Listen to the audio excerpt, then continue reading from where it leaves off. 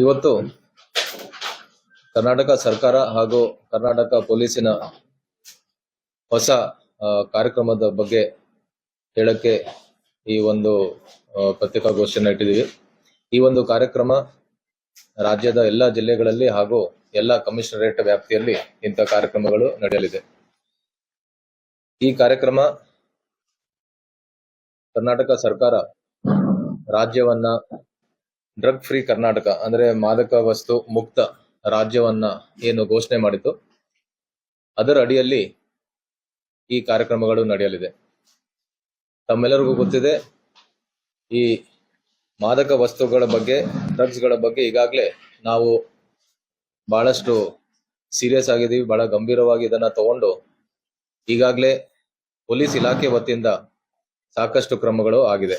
ಅದರಲ್ಲಿ ವಿಶೇಷವಾಗಿ ಇದರ ಅಡಿಯಲ್ಲಿ ನಾವು ಅನೇಕ ಪ್ರಕರಣವನ್ನ ರಾಜ್ಯಾದ್ಯಂತ ಹಾಗೂ ಬಿಜಾಪುರ ಜಿಲ್ಲೆಯಲ್ಲೂ ಕೂಡ ಸಾಕಷ್ಟು ಪ್ರಕರಣವನ್ನು ನಾವು ದಾಖಲು ಮಾಡಿದೀವಿ.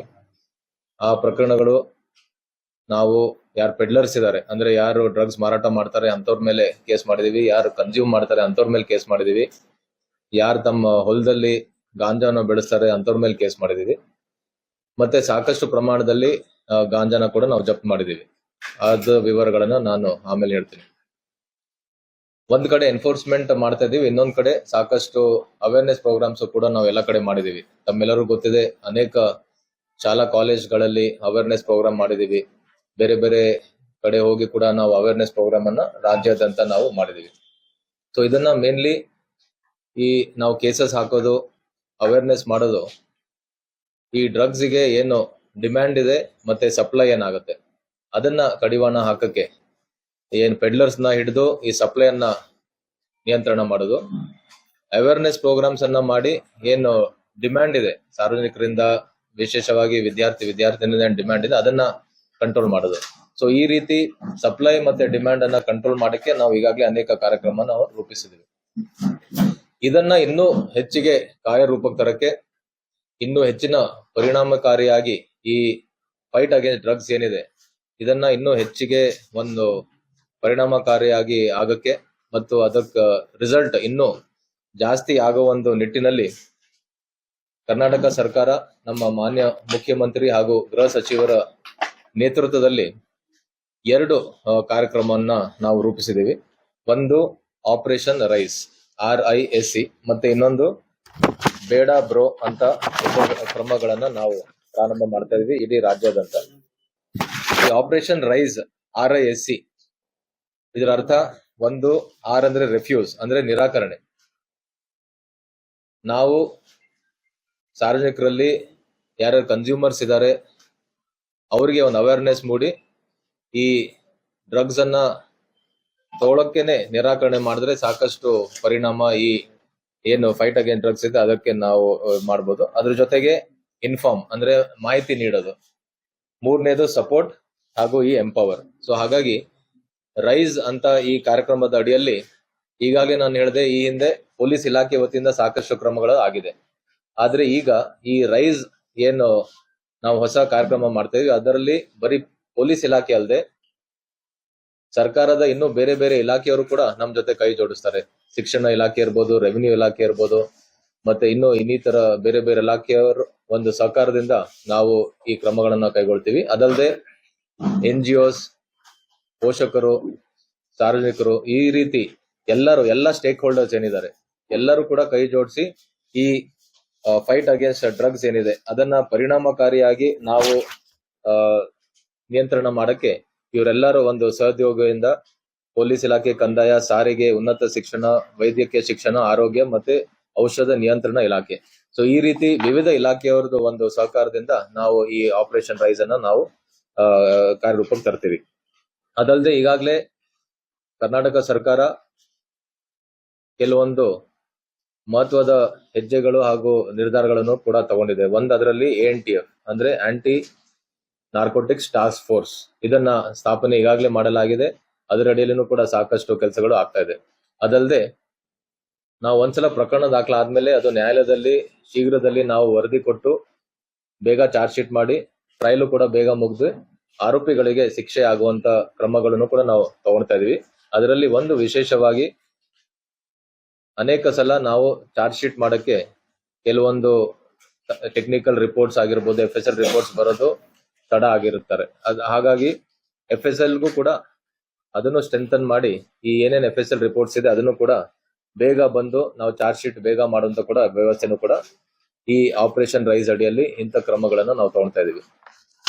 ಅದಲ್ಲದೆ ಇನ್ನೊಂದು, ಈಗಾಗಲೇ ನಾನು ಹೇಳಿದೆ, ಅನೇಕ ಸಂದರ್ಭದಲ್ಲಿ ನಾವು ನೋಡಿದೀವಿ, ನಾವು ಎಷ್ಟು ಕೇಸಸ್ ಮಾಡಿದೀವಿ, ಅದರಲ್ಲಿ ಬಹಳಷ್ಟು ಜನ ವಿದ್ಯಾರ್ಥಿನಿಯರು ಈ ವ್ಯಸನಕ್ಕೆ ಅವ್ರು ಒಳಗಾಗ್ತಿದ್ದಾರೆ. ಅದಕ್ಕೆ ಅವರ ಯಾವುದೋ ಬೇರೆ ಪ್ರಭಾವದಿಂದ ಇರ್ಬೋದು, ಮಾನಸಿಕ ಒತ್ತಡ ಇರ್ಬೋದು, ಜಸ್ಟ್ ಮನೋರಂಜನೆ ಎಂಟರ್ಟೈನ್ಮೆಂಟ್ಗೋಸ್ಕರ ಇರ್ಬೋದು, ಅಥವಾ ಪಿಯರ್ ಪ್ರೆಷರ್, ಬೇರೆ ಬೇರೆ ಸ್ನೇಹಿತರದೊಂದು ಒತ್ತಡದಿಂದ ಇರ್ಬೋದು, ಅಥವಾ ಪ್ರಾಯೋಗಿಕಾತ್ಮಕವಾಗಿ ಅಂದ್ರೆ ಜಸ್ಟ್ ಒಂದ್ಸಲ ಟ್ರೈ ಮಾಡಿ ನೋಡೋಣ ಏನಾಗತ್ತೆ ಅಂತ. ಸೊ ಇಂಥ ವಿವಿಧ ಕಾರಣದಿಂದ ನಮ್ಮ ಈ ವಿದ್ಯಾರ್ಥಿನಿಯರು ಈ ಡ್ರಗ್ಸ್ ಒಂದು ಜಾಲಕ್ಕೆ ಅವರು ಒಳಗಾಗ್ತಿದ್ದಾರೆ.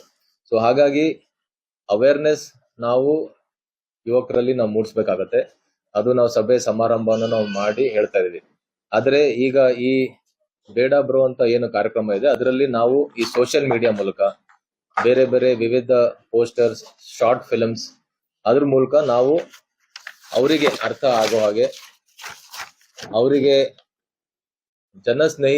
ಯುವ ಸ್ನೇಹಿ ಸಂದೇಶವನ್ನ ನೀಡಿ ಈ ಡ್ರಗ್ಸಿನ ಏನು ತಗೊಂಡ್ರೆ ಏನ್ ದುಷ್ಪರಿಣಾಮ ಇದೆ, ಆರೋಗ್ಯದ ಮೇಲೆ, ದೈಹಿಕ ಆರೋಗ್ಯದ ಮೇಲೆ, ಮೆಂಟಲ್ ಸ್ಟೇಟಸ್ ಮೇಲೆ ಏನೇನ್ ಎಫೆಕ್ಟ್ ಆಗತ್ತೆ ಅದ್ರ ಬಗ್ಗೆ ನಾವು ಇಂಥ ಶಾರ್ಟ್ ವಿಡಿಯೋಸ್ ಸೋಷಿಯಲ್ ಮೀಡಿಯಾ ಮುಖಾಂತರ ಅವರಿಗೆ ನಾವು ಕೊಡ್ತಾ ಇದೀವಿ.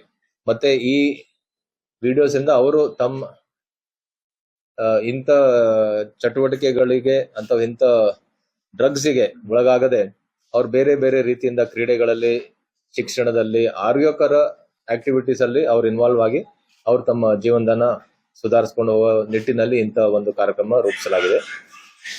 ಸೊ ಕೊನೆಯದಾಗಿ ಈ ಎರಡು ಪ್ರೋಗ್ರಾಮ್ಸ್ ಏನಿದೆ, ರೈಸ್ ಮತ್ತೆ ಈ ಬೇಡ ಬೋ ಕಾರ್ಯಕ್ರಮಗಳು, ಮೇಲಿ ನಮ್ಮ ಯುವ ಜನರನ್ನ ನಾವು ಮಾದಕ ವ್ಯಸನ ವಿರೋಧಿ ರಾಯಭಾರಿಗಳನ್ನಾಗಿ ಮಾಡಲು ಈ ಕಾರ್ಯಕ್ರಮಗಳನ್ನು ನಾವು ರೂಪಿಸಿದೀವಿ.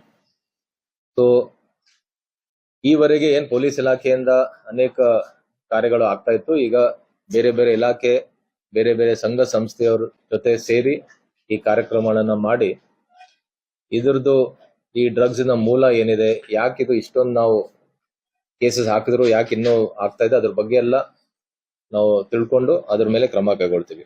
ಹೇಳಿ. ನೋಡಿ, ನಾನು ನಮ್ಮ ಪೊಲೀಸ್ ಇಲಾಖೆ ಬಗ್ಗೆ ಹೇಳ್ಬೋದು. ಈಗಾಗಲೇ ಹೇಳಿದ್ದೀನಿ, ಸಾಕಷ್ಟು ಕೇಸ್ಗಳನ್ನ ನಾವು ಮಾಡಿದೀವಿ. ಅದ್ರ ಜೊತೆಗೆ ಈ ಆಪರೇಷನ್ ರೈಸ್ ಅಡಿಯಲ್ಲಿ ಈಗಾಗಲೇ ನಾನು ಬಹಳ ಡಿಟೇಲ್ ಆಗಿ ಹೇಳಿದ್ದೀನಿ. ಬೇರೆ ಬೇರೆ ಇಲಾಖೆಯವ್ರ ಜೊತೆನೂ ಕೂಡ ನಾವು ಸೇರಿ ಅವ್ರದ್ದು ಒಂದು ಸಹಕಾರ ತಗೊಂಡು ಈ ಹೋರಾಟದಲ್ಲಿ ಎಲ್ಲರಿಗೂ ಕೂಡ ನಾವು ಅವ್ರದ್ದು ಅಸಿಸ್ಟೆನ್ಸ್ ಕೂಡ ತಗೊಳ್ತೀವಿ. ಅದು ನಮ್ಮಿಂದಾನು ಈಗಾಗಲೇ ಇದ್ರ ಬಗ್ಗೆ ಎಲ್ಲ ನಮ್ಮ ಆಫೀಸಲ್ಲಿ ತಿಳಿಸಿದೀವಿ. ಅದ್ರ ಜೊತೆಗೆ ಡ್ರಗ್ ಕಂಟ್ರೋಲ್ ಡಿಪಾರ್ಟ್ಮೆಂಟ್, ಈಗಾಗಲೇ ಹೇಳಿದೆ ನಾನು, ಡ್ರಗ್ ಕಂಟ್ರೋಲ್ ಡಿಪಾರ್ಟ್ಮೆಂಟ್ ಕೂಡ ಈ ನಮ್ಮ ಆಪರೇಷನ್ ರೈಸ್ ಅಡಿಯಲ್ಲಿ ಅವ್ರದ್ದು ಕೂಡ ಪಾತ್ರ ಇದೆ.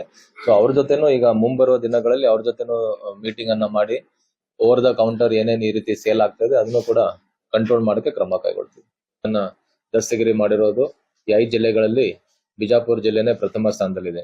ಈ ವರ್ಷ ಜೂನ್ 30ನೇ ತಾರೀಕುವರೆಗೆ ಈಗಾಗಲೇ 118 kg ಗಾಂಜಾವನ್ನ ಇಲ್ಲಿ ಸೀಸ್ ಮಾಡಿದ್ದಾರೆ. ಇದರ ಮೌಲ್ಯ ಸುಮಾರು 24 ಲಕ್ಷ ಆಗಿದೆ. ಈಗಾಗಲೇ 37 ಆರೋಪಿಗಳನ್ನ ದಸ್ತಗಿರಿ ಮಾಡಿದ್ದಾರೆ. ಅದರಲ್ಲಿ 20 ಜನ ಪೆಡ್ಲರ್ಸ್ ಇದ್ದಾರೆ, ಮತ್ತೆ 17 ಜನ ಕನ್ಸ್ಯೂಮರ್ಸ್ ಇದ್ದಾರೆ. ಇನ್ನೊಂದು ಬಹಳ ಮುಖ್ಯವಾದಂತ ವಿಷಯ, ಈವರೆಗೆ ನಾವು NDPS ಕಾಯ್ದೆ ಅಡಿಯಲ್ಲಿ ಡ್ರಗ್ಸ್ ಅಫೆಂಡರ್ಸ್ ಮೇಲೆ ಕೇಸ್ ಮಾಡ್ತಾ ಇದ್ವಿ. ಈ ಸಲ ಪ್ರಥಮ ಬಾರಿಗೆ ಈ ಜಿಲ್ಲೆಯಲ್ಲಿ ಫಿಟ್ NDPS ಅಡಿಯಲ್ಲಿ ಪ್ರಕರಣ ದಾಖಲಾಗಿದೆ. ಸೊ ತಮ್ಮೆಲ್ಲರೂ ಗೊತ್ತಿದೆ, ಈ ಗುಂಡಾ ಕಾಯ್ದೆ ತಮ್ಮೆಲ್ಲರೂ ಗೊತ್ತಿದೆ, ಯಾರ್ಯಾರು ಹ್ಯಾಬಿಚುವಲ್ ಅಫೆಂಡರ್ಸ್ ಇದ್ದಾರೆ, ರೌಡಿ ಶೀಟರ್ಸ್ ಇದ್ದಾರೆ, ಅಂತವ್ರ ಮೇಲೆ ನಾವು ಪ್ರಿವೆಂಟಿವ್ ಆಕ್ಷನ್ ಆಗಿ ಗುಂಡಾ ಕಾಯ್ದೆ ಅಡಿಯಲ್ಲಿ ಬಂಧಿಸಿದ್ರೆ ಅವರಿಗೆ ನಾವು 1 ವರ್ಷ ಮಟ್ಟಿಗೆ ಕಾರಾಗೃಹದಲ್ಲಿ ನಾವು ಇಡ್ಬೋದು, ಬಂಧನದಲ್ಲಿ. ಅದೇ ರೀತಿ ಈ ಡ್ರಗ್ ಅಫೆಂಡರ್ಸ್ಗೆ ಫಿಟ್ NDPS ಅಂತ ಒಂದು ವಿಶೇಷ ಕಾಯ್ದೆ ಇದೆ. ಇದನ್ನು ಕೂಡ ಪ್ರಿವೆಂಟಿವ್ ಡಿಟೆನ್ಷನ್ ಕಾನೂನು ಇದೆ. ಇದರ ಅಡಿಯಲ್ಲಿ ಯಾರ್ಯಾರು ಹ್ಯಾಬಿಚುವಲ್ ಡ್ರಗ್ ಅಫೆಂಡರ್ಸ್ ಇದ್ದಾರೆ, ಯಾರ ಮೇಲೆ 3, 4, 5 ಪ್ರಕರಣಗಳು ದಾಖಲಾಗಿದೆ, ಸಾಕಷ್ಟು ಪ್ರಕರಣಗಳು ದಾಖಲಾದ್ರೂ ಕೂಡ ಅವರು ತಮ್ಮ ಚಟುವಟಿಕೆಯನ್ನ ನಿಲ್ಲಿಸದೆ ಅದೇ ರೀತಿ ಇನ್ನೂ ಪೆಡ್ಲಿಂಗ್ ಮಾಡ್ತಾರೆ, ಅಂತವ್ರನ್ನ ಐಡೆಂಟಿಫೈ ಮಾಡಿ ಈಗಾಗಲೇ 2 ಆರೋಪಿತರ ವಿರುದ್ಧ ಫಿಟ್ NDPS ಕಾಯ್ದೆ ಅಡಿಯಲ್ಲಿ ಬಿಜಾಪುರ ಜಿಲ್ಲೆಯಿಂದ ಪ್ರಕರಣ ದಾಖಲಾಗಿದೆ. ಇದನ್ನು ಕೂಡ ಒಂದು ಹೊಸ ಪ್ರಯೋಜನ ಇಲ್ಲಿ ಜಿಲ್ಲೆಯಲ್ಲಿ ಆಗಿದೆ. ಸೊ ಹಾಗಾಗಿ ಈ 2 ಪ್ರಕರಣ ಜೊತೆಗೆ ಇನ್ನು ಯಾರ್ಯಾರು ಇಂತ ಹ್ಯಾಬಿಚುವಲ್ ಡ್ರಗ್ ಅಫೆಂಡರ್ಸ್ ಇದ್ದಾರೆ ಅವ್ರಿಗೂ ಕೂಡ ಐಡೆಂಟಿಫೈ ಮಾಡಿ ಅವ್ರ ಮೇಲೂ ಕೂಡ NDPS ಕಾಯ್ದೆ ಆಗಿರ್ಬೋದು ಅಥವಾ ಪಿಟ್ NDPS ಕಾಯ್ದೆ ಅಡಿಯಲ್ಲಿ ಪ್ರಕರಣ ಕೂಡ ದಾಖಲು ಮಾಡ್ತೀವಿ.